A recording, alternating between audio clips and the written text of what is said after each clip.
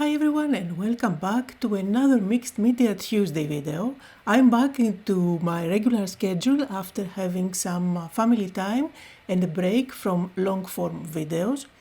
So I'm browsing through the pages and every one of those is a different video that you can find on my channel. And for all those pages I have been using the same steps again and again to make it easy for everyone to start a new page. So I'm going to skip one page here. This is where I used a new collection, not out yet. That's a video for next week. And I'm going to start. Now I'm working on my 6x6 watercolor page journal. I'm going to show you the packaging so you know exactly what I'm using. So this is one of the journals from my signature collection with Stamperia, and it comes in different sizes. You will find it linked down below. So it's another year and I'm going to start with different techniques this time. I'm not going to follow the same steps that I did for the rest of the pages. So I thought it would be fun to use products that I already have in my stash for years. And that's what I will do today. So I do have those rub-ons. I don't even know how many years I have them in my stash. At this stage I don't know if they are going to transfer well, since maybe the glue isn't working anymore, but I'm determined to use products from my stash that I have been hoarding for ages. So I'm starting with those numbers to create an interesting background. Now for those numbers I decided to cut them apart with my scissors so that I don't make a mess all over the place. I'm going to stick them down and just transfer them in different areas. You will see that I will mainly stay around the perimeter. I'm not going to add any numbers at the center. And it seems like they are transferring with no issues at all. I started with my ball tool to transfer them, but since these are ginormous rub-ons, I decided to better use my bone folder for that. So I'm just going to go around and stick some of the numbers. Some of them are going to go outside of the page just to make it look more interesting, as if there is a continuity, something going on outside of the page. And you see I do have trouble in some of the numbers, but eventually everything is going to work okay. Also keep in mind, if something doesn't transfer perfectly, even better, make it look as if it was intentional. You will end up with a grungy look. So it's not an issue at all. Just use whatever rub-ons you have and create an interesting background. Now after adding all the numbers on my page, I am going back to the rub-ons, and this time I'm going to choose long sentences so that I can create kind of a border. I don't care at all what they are saying. These are just for visual texture. I'm even going to stick some of them upside down, like this one for example. I mainly care about the black line rather than what it actually says. So I will repeat the same process and add some lines all around the perimeter and transfer them just like I did with the numbers. And with the magic of video editing, here is how my page is looking with all the numbers and rub-ons. For my background today, I decided to add color with my Distress Oxide sprays. So I decided to go with shades of blue. I am going to use Tumbled Glass as the lighter shade of blue, Faded Jeans as the darker one, and I'm going to use as well some gathered twigs. Now this is kind of a messy process, however it is super easy to make sure that it's not going to go anywhere all over the place. Just use some printer paper like I did and isolate the page that you're working on. You can also do the spraying inside the box if it bothers you a lot. I am going to use my Oxide sprays, and I haven't used those three colors for a while now, so just make sure that you shake them well. And here I'm going with the brown. This is a great combination. It always creates backgrounds that look really stunning. I am also always in awe with how easy those backgrounds come together when you are using Distress Oxide sprays. And I'm not afraid to add lots and lots of sprays so that I can allow them to blend together. Just because the page that I'm working on is watercolor paper, which is made for taking lots of water, so it's not an issue at all. And I wish I remembered to show you the back, it's not going to transfer at all. So now I'm going to bring in my heat gun and I'm going to make sure that everything is nice and dry. And as I use my heat gun, you will see that the colors blend together even better, since they are moving, all the liquid is moving and blending together. Another thing that you need to keep in mind is that the ribbons are kind of plastic, which means that they are going to resist the spray. So you see how lovely they look, and they are not all covered up.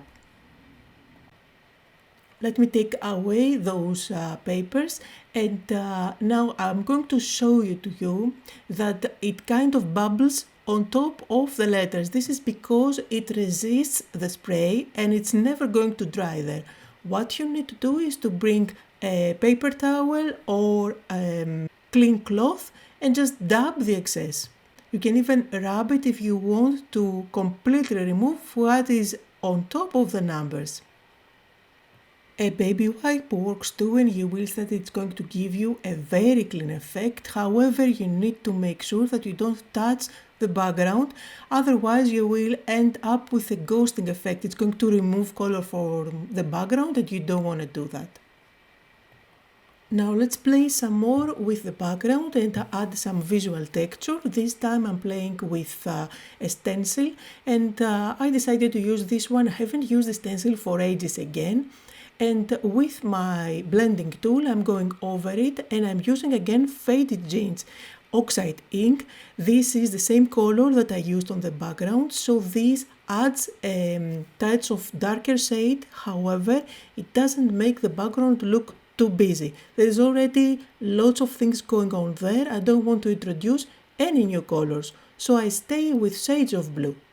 I'm going to use a stencil in some areas, and I'm also switching from smaller to larger designs. And then let's do some stamping as well.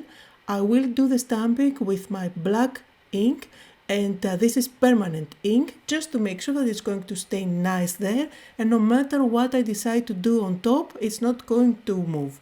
I'm going to use this pattern design, and since I do have numbers and letters by using the ribbons, I decide to go with shapes and textures for the stamping and the stenciling. If you are wondering how I pick what I'm going to use, that's kind of my thought process. And I am in love with how the background is looking at the moment. Maybe all that's left to do is to add some water splatters. Let them react with the background for a while. This is not going to move the stamping at all, only the ink that I used. And then with my cloth again, I'm just going to dab the excess, and it lifts the color, leaving behind those lighter splatters like a ghost effect. And it's time to create my focal points, so I decided to go with this guy here, again using whatever I have in my stash. It's been years and years that I have this guy, as well as those little circles. These are all by Tim Holtz. I decided to go with the black ones. I think they are going to match better with what I already have. So I'm going to pick 3 of them. And if you see, the guy looks as if he's sitting on top of something and his hand is touching something. So that's what I'm going to create with those circles. Give him a place to sit and rest his hand. Just place one on top of the other. I'm just going to play, decide the placement, and once I'm happy, I'm going to stick everything down. Now, usually to stick my ephemera down, I just go with my brush and glue and add glue all over the place to stick them down. Now this time I need to be more careful. You see, I apply glue only at the back of my ephemera, and that's because I keep in mind what happens in my background. I do have sprays, oxide sprays, and inking with oxide ink, which means that if I add something which is wet, I'm going to make a mess on the background. So always keep in mind the attributes of the mediums that you are working on. Now I'm going to bring in one more circle because I need to add something at the bottom. For some reason I thought it would be better, and I'm going to stick it down again by using my glue. Now for my quote I'm going to use this label maker. I like it because it gives that old-fashioned vintage look. So I'm going to go for a phrase that says measure what truly matters, and I think it matches perfectly with what I have. And of course, as I always say, there is no art journal police. You do what you like. You can print it out, you can write it down, you can use dies to put together your phrases, you can stamp if you like. So anyway, here is how it looks. Absolutely love the style. But keep in mind this is shiny, as you can see, which is going to make it difficult for you if you want to outline the quote with your gel pen. But really I don't mind, I'm not going to touch it at all. I absolutely love how it looks. Now I cannot stay away from white splatters for some reason. I find that it always kind of brings everything together. So here I'm using white calligraphy ink, which I find it stays nice and bright on top of oxides.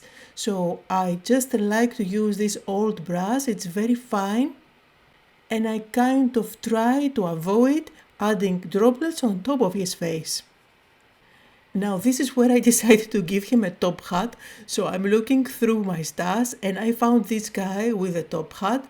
I know I'm never going to use this couple, so I'm just going to take this hat, and you see it even looks kind of small, but I think it's going to give a fun touch on the page, that's why I'm going to stick it down. So again, some glue at the back, and I'm going to place it there. And you see here I overdid it with glue, no problem at all. I'm just going to bring my dirty cloth and make sure that I wipe off any excess. So that's it for today. I hope that you had fun, that you got inspired. Down below in the description you will find links to all the products that I use that are still available. Remember, I used things from my stash.